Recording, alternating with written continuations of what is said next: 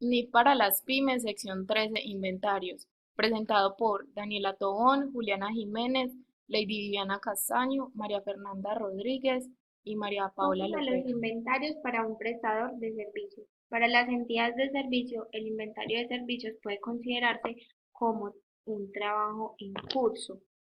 Eh, el servicio es unitario y directo. Eh, en la medida en que los prestadores de servicios tengan inventarios, los medirán por los costos que suponga su producción. Los costos consisten fundamentalmente en mano de obra del personal involucrado directamente en la prestación del servicio, costos del personal de supervisión y del personal de revisión de acuerdo a los servicios prestados, otros costos atribuibles al servicio, que entre ellos incluyen depreciación de activos, materiales utilizados, honorarios de terceros, servicios técnicos y servicios públicos. No incluye dentro del inventario de servicios la mano de obra y los demás costos relacionados con las ventas y con el personal de administración general. No se incluirán, pero se reconocerán como un gasto en el periodo en el que se hayan incurrido. Tampoco se incluyen los márgenes de ganancia ni costos indirectos no atribuibles que a menudo se tienen en cuenta en los precios facturados de los prestadores de servicios. El ingreso de eso es proporcional a lo ejecutado. Y los costos de los inventarios son la base para determinar los precios de venta de los servicios y por consiguiente deben calcularse razonablemente. Un ejemplo de los costos de inventarios para un prestador de servicios es un odontólogo cuando los insumos que utiliza para prestar los servicios, estos son inventarios, porque los necesita para prestar el servicio y por ende son catalogados y reconocidos como Costos de inventarios. los productos agrícolas recolectados y activos biológicos.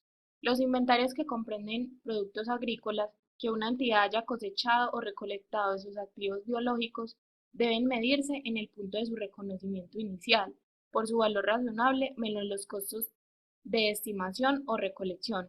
Este pasará a ser el costo de los inventarios en esa fecha para la aplicación de esta sección. Para comprender bien lo que nos dice la norma, nos debemos remitir a la sección 34, que son las actividades especiales que comprenden los activos biológicos. Un activo biológico es un animal vivo o una planta que está involucrada en la gestión de la transformación biológica de dichos activos, de los cuales se derivan los productos agrícolas. En la pantalla podemos ver que se considera activo biológico, de los cuales se derivan los productos agrícolas. Un ejemplo es la oveja, que es un activo biológico del cual se deriva la lana como producto bruto y posteriormente se obtiene el hilo. De acuerdo a esta sección 13, los productos agrícolas son los que se contabilizan como inventario, ya que los activos biológicos tienen un tratamiento especial según la sección 34. Estos deben ser medidos a su valor razonable, es decir, el valor en el cual están en el mercado, menos sus costos estimados de terminación y venta. Ejemplo práctico: un viticultor procesa uvas cosechadas de sus viñedos y elabora vino en un ciclo de maduración de 3 años. Cada año la entidad vende aproximadamente el 20% de las uvas cosechadas a minoristas locales del mercado de uvas comestibles. El viticultor cultiva solo una variedad de uvas. El ejercicio nos dice que el viticultor vende tanto uvas comestibles como vinos. La pregunta es, ¿qué es lo que se contabiliza en la medición del costo del inventario?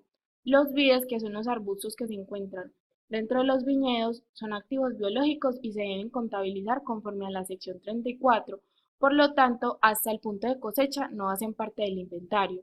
Sin embargo, las uvas, independiente de que se vendan comestibles o se procesen para vinos, estos hacen parte del inventario en el punto de cosecha, es decir, en el punto en que los vides cosechen las uvas y deben ser medidos al valor razonable menos los En la costos de venta sección estimados. 13 de NIF para pymes se describen tres técnicas de costeo que una empresa puede utilizar, siempre que los resultados se aproximen al costo real.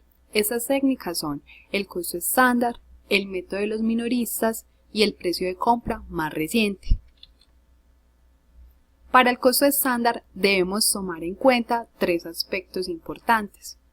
El primero es que el costo estándar debe aproximarse al costo real para que de esta forma pueda utilizarse en los estados financieros con propósito general. El segundo aspecto es que debemos tomar en cuenta niveles normales de materias primas, suministros, mano de obra, eficiencia y utilización de la capacidad.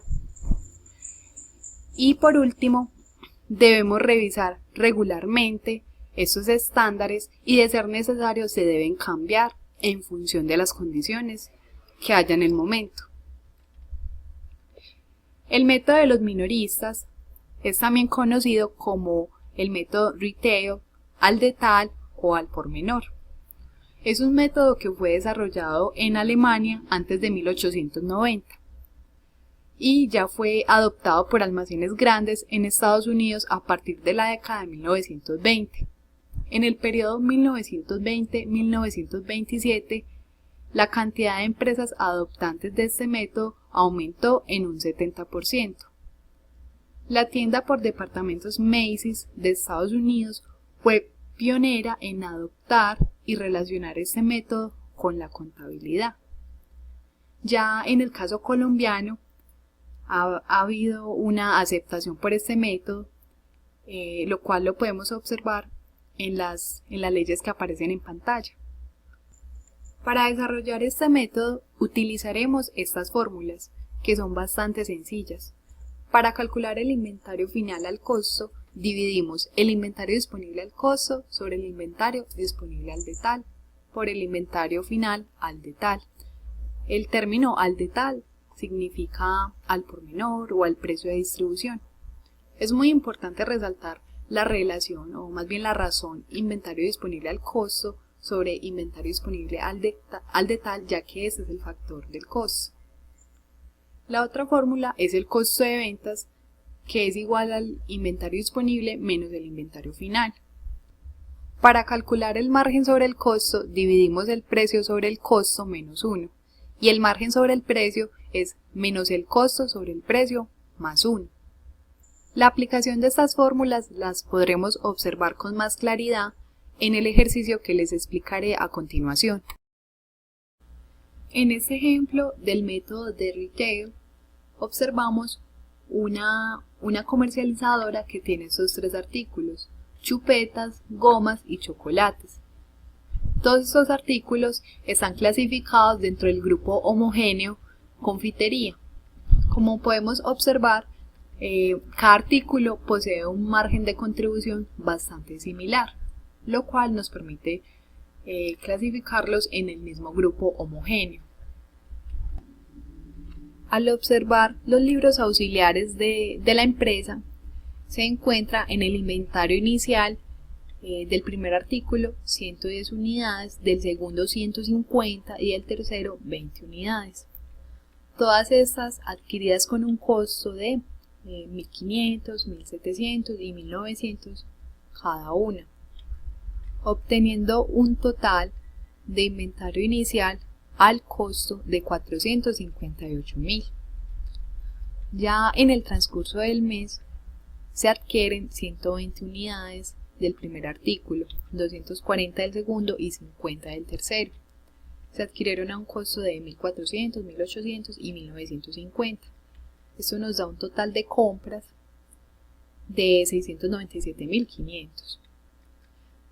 Luego, al final del mes, que queremos calcular el inventario disponible, simplemente sumamos el inventario inicial más las compras.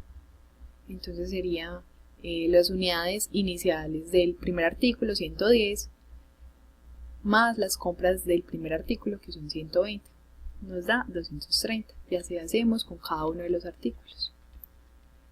Este total es solo la suma del total del inventario inicial del primer artículo más el total de compras del primer artículo, que nos da 333.000.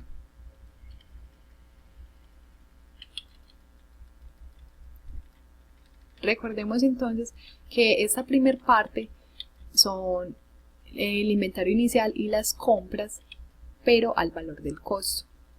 En esta segunda parte trataremos los mismos conceptos, pero ya al valor del precio. Este método supone que la empresa, al hacer la compra de los artículos, ya conoce el precio al cual los va a vender. Entonces, como dije ahora, se tiene en inventario inicial 110, 150 y 20 unidades, pero ya acá el registro se hace al precio de venta. Entonces el primer artículo se vendería la unidad a 2.600, el segundo a 2.300 y el tercero a 2.900. Eso nos da un inventario inicial total al precio de venta de 689.000. En las compras se tienen las mismas cantidades, 120, 240 y 50, pero las vamos a vender a 2.100, 2.500 y 3.000. Esto nos da un total de compras al precio de venta de 1.002.000 pesos. En el inventario disponible simplemente sumamos el inventario inicial más las compras, pero al precio de venta, que son 110 más 120, nos da 230, y el total del inventario inicial del primer artículo al precio de venta más las compras del primer artículo al precio de venta, que nos da 538.000. Todo esto nos da un total de 1.691.000 de inventario disponible al precio de venta. En el transcurso del mes se realizaron ventas del primer artículo de 200 unidades, del segundo 300 unidades y del tercero 45 unidades. Estas unidades salieron a 2.100, 2.500 y 3.000. Eso nos da un total de ventas de 1.305.000. Ya en el transcurso del mes, para hacer los registros contables, registramos el total de compra de mercancía al costo, que recordemos nos dio 697.500, que lo podemos observar acá en esta tabla, el total de compras al valor del costo, y esto lo llevamos contra proveedores. Se abre una cuenta de orden por compras al precio de venta de 1.002.000, que recordemos fue el total de esta tabla, compras al precio de venta. Es importante tomar en cuenta que estas cuentas de orden no se deben realizar, no se deben abrir bajo NIF, solo bajo norma colombiana. Pues bajo NIF se toman solo libros auxiliares y no es necesario por ello abrir estas cuentas de orden. En el transcurso del mes, cuando deseamos conocer el valor del inventario final y el costo de la mercancía vendida, elaboramos esta tabla en la cual ponemos el valor del inventario inicial, que esa información pues la tenemos en las tablas que habíamos construido acá en los libros auxiliares. Entonces tenemos el valor del inventario inicial al precio de venta y las compras al precio de venta, y el inventario inicial pero al valor del costo, más las compras al valor del costo. Si sumamos esos dos ítems, nos está dando el inventario disponible para la venta. En el transcurso del mes tuvimos estas ventas por un total de 1.305.000. Si al inventario disponible para la venta le restamos el total de ventas del mes, obtenemos el inventario final. Ya luego, para saber el costo de la mercancía vendida y el inventario final pero al valor del costo, debemos utilizar la fórmula del factor del costo. Entonces, para este caso, tomamos el valor del inventario disponible para la venta al valor del costo y lo dividimos entre el inventario disponible para la venta al valor del precio. De esta forma obtenemos el factor del costo, que en este caso es del 68.33%. Entonces, para saber el costo de la mercancía vendida, multiplicamos el factor del costo por las ventas al de tal o al precio de venta. Y ya luego, para saber el costo del inventario final, simplemente tomamos el inventario disponible para la venta y le sumamos el costo de la mercancía vendida.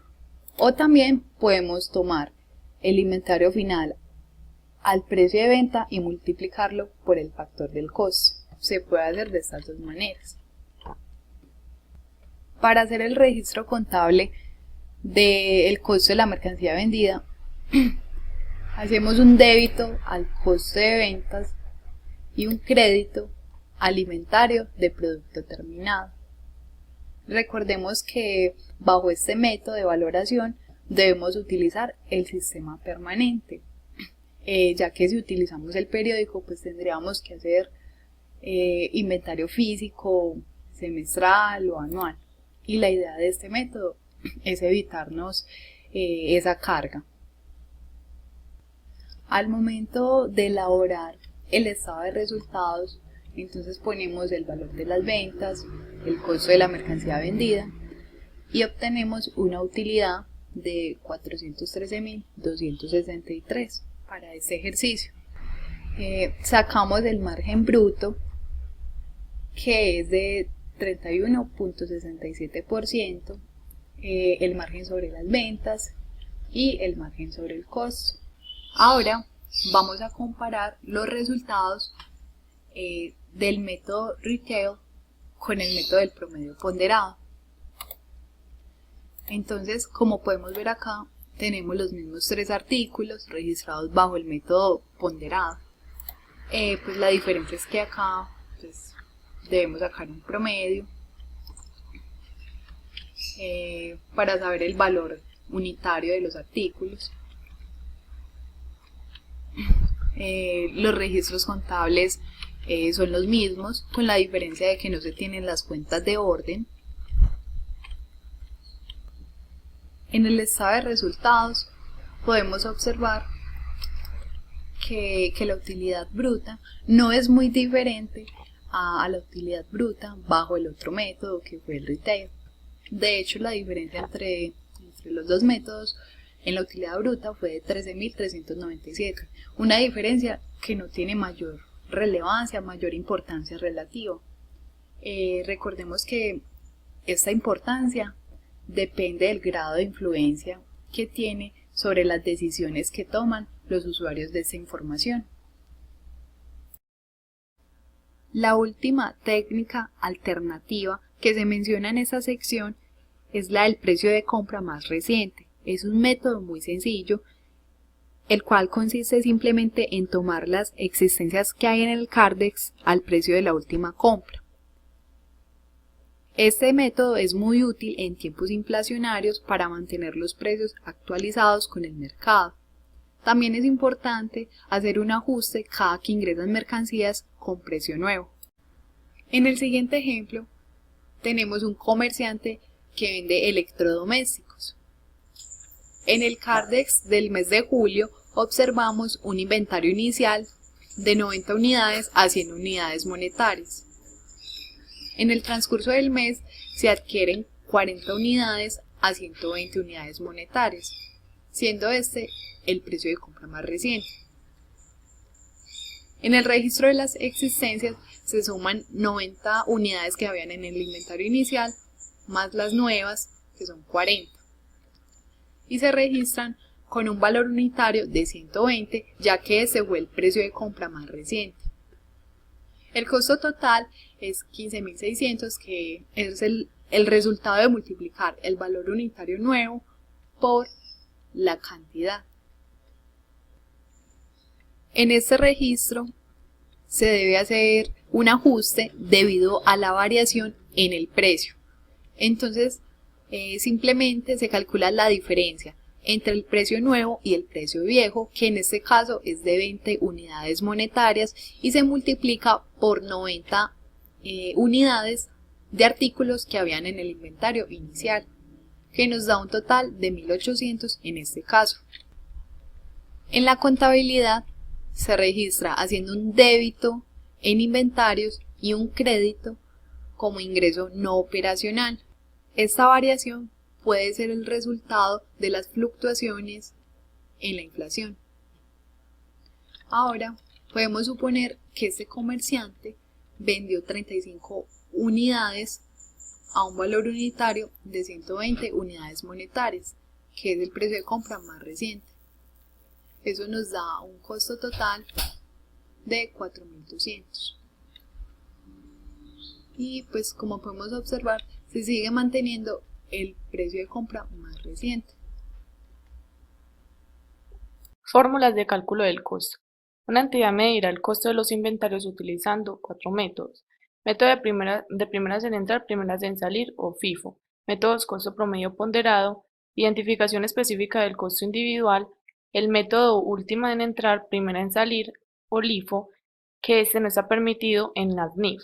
¿Por qué? Este método dice que los inventarios más nuevos son los primeros en ser vendidos y los elementos que quedan en el inventario se reconocen como si fueran los más viejos, no representando fielmente a los inventarios reales. En la sección 13, en el apartado 13.17, se hablan de la identificación específica del costo. Esto significa que cada tipo de costo concreto se distribuye entre ciertas partidas identificadas dentro de los inventarios. Este método es el más ajustable a los inventarios de precios altos, artículos de escaso volumen, si cada artículo en el inventario es diferente a otro, como en el caso de pinturas valiosas, joyas, reliquias, etc. Este método es adecuado para los inventarios de partidas que no son habitualmente intercambiables, o los bienes y servicios producidos y segregados para proyectos específicos. Un ejemplo que está en esta norma dice: un fabricante de yates de lujo construye yates personalizados según las especificaciones de los clientes. La entidad tiene capacidad para fabricar 3 yates a la vez en su astillero.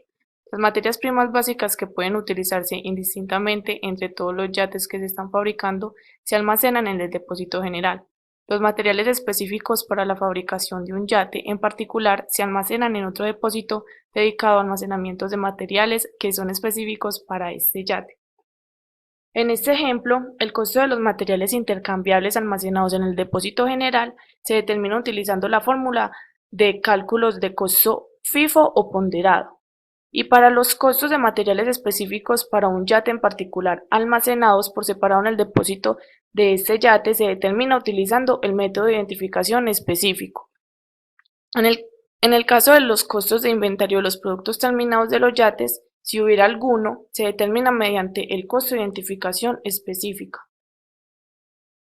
Una entidad puede utilizar el método primeras en entrar, primeras en salir o costo promedio ponderado si para los inventarios no se utiliza la sección 13.17 de la que habla de los costos de identificación específica expuestos anteriormente. El método primeras en entrar y primeras en salir asume que los productos en inventarios comprados o producidos antes serán vendidos en primer lugar y consecuentemente que los productos que queden en la existencia final serán los producidos o comprados más recientemente. En este ejemplo, una entidad vende cables de fibra, mide el costo de los inventarios utilizando el método FIFO. En este ejemplo, como las primeras que se adquieren son las primeras que se venden, se tiene que encontrar el costo de los inventarios vendidos en el periodo y el costo de los inventarios mantenidos al finalizar el periodo. En este ejemplo nos dan la fecha, descripción, unidades, costo por unidad, costo de inventario, costo de bienes vendidos. En el 1 de enero hay un saldo inicial de 1000 unidades, cada uno a 10 pesos. Al multiplicarlo por las 1000 unidades daría un costo de inventario de 10.000 pesos. El 2 de febrero se realizan unas ventas por 200 unidades y como estamos hablando del método primeras en entrar, primeras en salir, las que se tienen en el saldo inicial a un costo de 1000 pesos se multiplicarían por esas 200 unidades que salen, dando un costo del inventario de 2.000 pesos. El saldo quedaría en 800 unidades. Al restar 1.000 unidades y las vendidas, que son 200, nos da 800 unidades a un precio de 10 pesos, dando 8.000 pesos en el costo del inventario. En febrero 25 se adquirieron 400 unidades a 15 pesos. Al multiplicar 400 unidades por 15 pesos nos da 6.000 pesos en el costo del inventario. En el 2 de marzo se adquieren 200 unidades a 20 pesos cada una. Al multiplicar 200 por 20 pesos nos da un costo del inventario de 4.000 pesos. El 25 de marzo se venden 900 unidades y como estamos en el método de primeras en entrar, primeras en salir, se cogen todos los que están en el saldo, o sea, las 800 unidades a 10 pesos y se cogen de las adquiridas en el 25 de febrero 100 unidades a 15 pesos. Al sumar estas multiplicaciones, o sea, 800 unidades por 10 pesos más 100 unidades por 15 pesos, nos da 9.500 pesos. En el saldo nos quedan 500 unidades. Esto se puede analizar de la siguiente forma.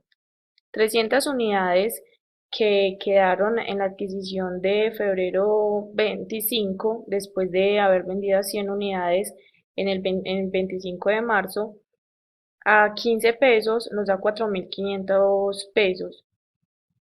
Y las 200 unidades que se adquirieron en el 2 de marzo a 20 pesos nos da 4.000 pesos. Al sumar esto nos dan 8.500 pesos en el costo de inventario.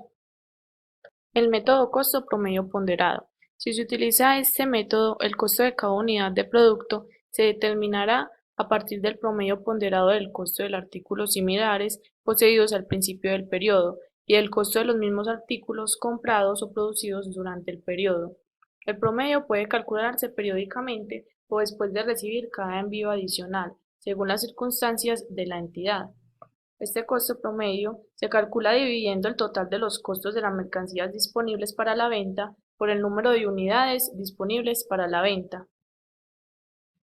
Si en este ejemplo la entidad distribuye el costo de inventarios mediante el método de costo promedio ponderado y calcula cada vez que se recibe un envío adicional, con los hechos del ejemplo anterior, tomando el saldo inicial de 1.000 unidades, las ventas de 200 unidades y adquiriendo un saldo de 800 unidades, vamos a tener que en la adquisición va a comprar 400 unidades y 200 unidades con un costo promedio de 1.400. Estos 1.400 se hallan sumando 800 unidades del saldo más 400 unidades de adquirida en el 25 de febrero y 200 unidades en adquisición del 2 de marzo. Al sumar también el costo de los inventarios, se obtienen 18.000 pesos. Al dividir 18.000 pesos por las unidades 1.400, nos va a dar el costo por unidad promedio, que sería 12.86 pesos. En el 25 de marzo, la venta de 900 unidades las vamos a multiplicar por esos 12.86 pesos y nos va a dar 11.574 pesos de los bienes vendidos. En el inventario final nos quedan 500 unidades que resultan de 1.400 unidades menos 900 de las vendidas en el 25 de marzo a un precio de 12.86, dando 6.430 del costo del inventario al final del periodo. En el segundo ejemplo del costo promedio ponderado, se tienen los mismos hechos, pero se van a calcular al final del periodo de los costos. Entonces, en el saldo inicial están las 1.000 unidades, la adquisición del 25 de febrero de 400 unidades y la adquisición del 2 de marzo de 200 unidades. Al sumar las unidades del saldo inicial, más lo adquirido en el periodo nos dan 1.600 unidades de bienes disponibles para la venta del periodo. Igualmente, en los costos del inventario del saldo inicial, que serían 10.000 pesos, en la adquisición del 25 de febrero, que serían 6.000 pesos, y en la adquisición del 2 de marzo, que serían 4.000 pesos, nos dan 20.000 pesos. Al dividir los 20.000 pesos por las 1.600 unidades, nos da 12.5 pesos por cada unidad. El total de bienes vendidos en el periodo serían 1.100 unidades a 12.5, que nos daría 13.750 pesos. Ese total de bienes vendidos en el periodo salen de sumar las 200 unidades vendidas en el 2 de febrero y las 900 unidades vendidas el 25 de marzo. En el inventario de cierre quedan 500 unidades y se multiplica por 12.5 del costo unitario, dando 6.250 pesos. Deterioro del valor de los inventarios. Una entidad debe evaluar al final de cada periodo sobre el que se informa si los inventarios están deteriorados, es decir, si el importe en libros no es totalmente recuperable.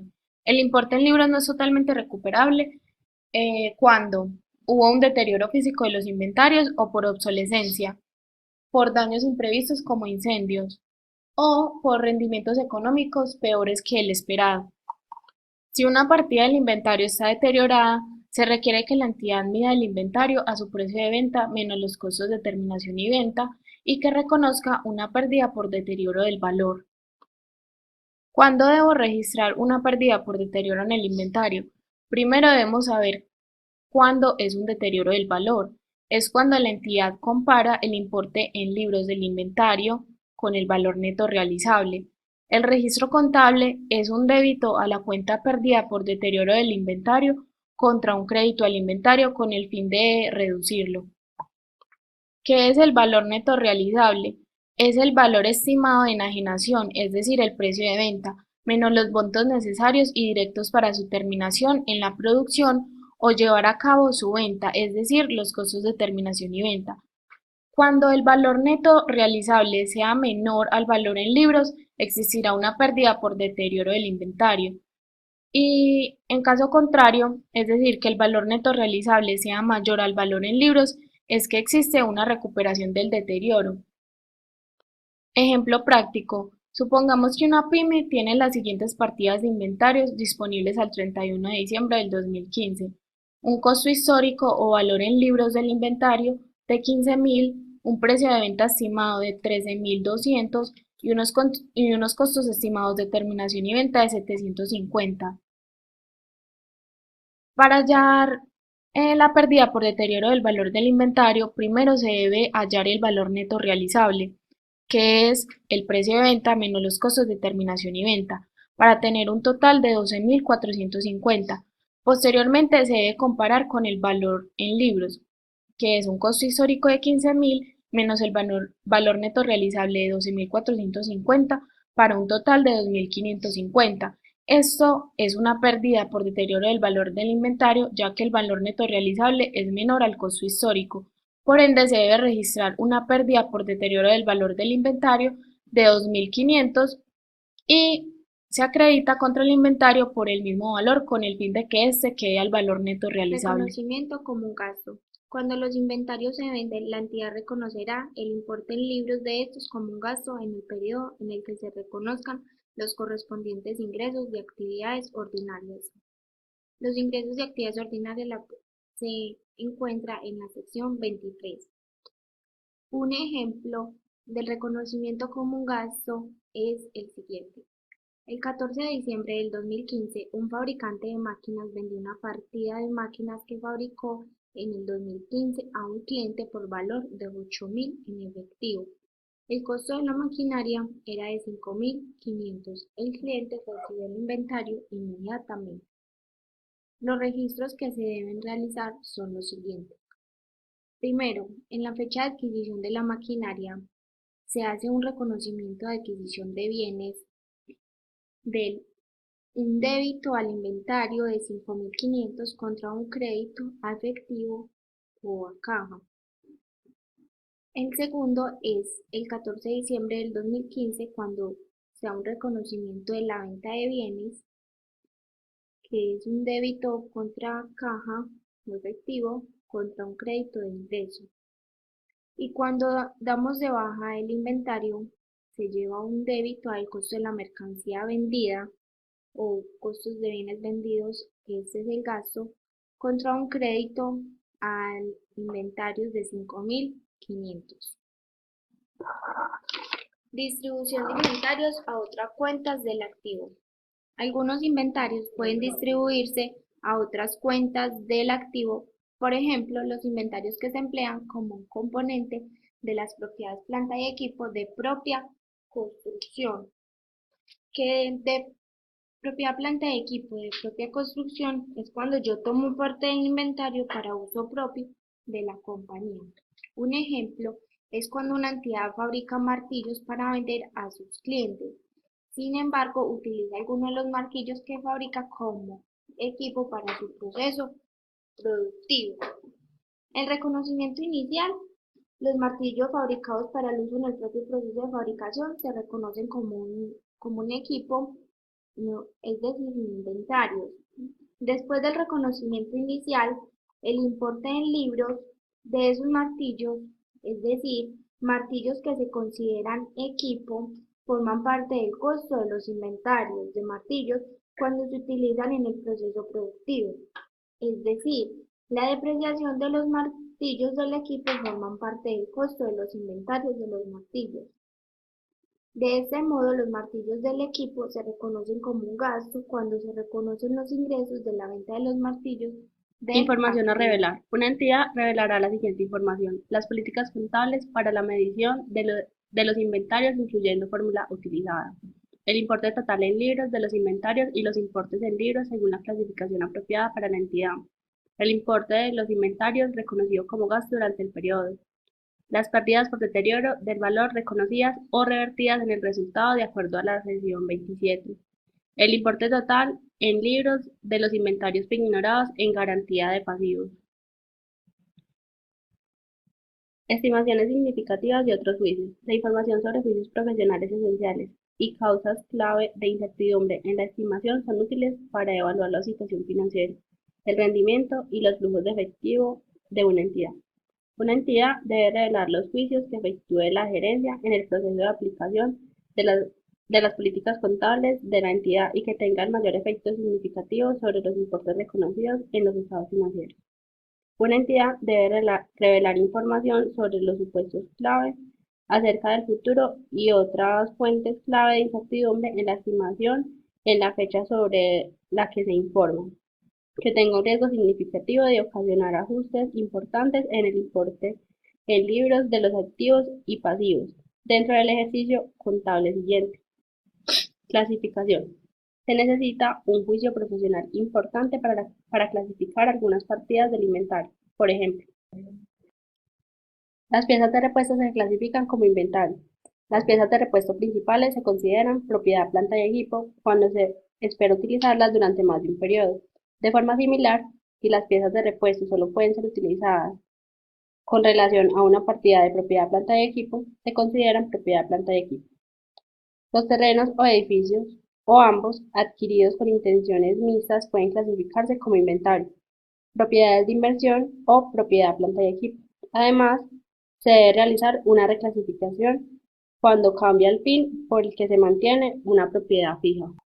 Medición. Podría requerirse juicio profesional para determinar lo siguiente: el punto hasta el cual se incluyen los costos indirectos y otros costos en el inventario, la capacidad normal para la distribución de costos indirectos fijos, el importe de ciertas partidas de costos indirectos fijos, por ejemplo, la depreciación de propiedades, planta y equipo.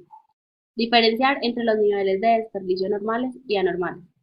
Y la base más adecuada para distribuir el costo de productos conjuntos, en especial cuando no existe un mercado para los productos conjuntos en el punto de separación.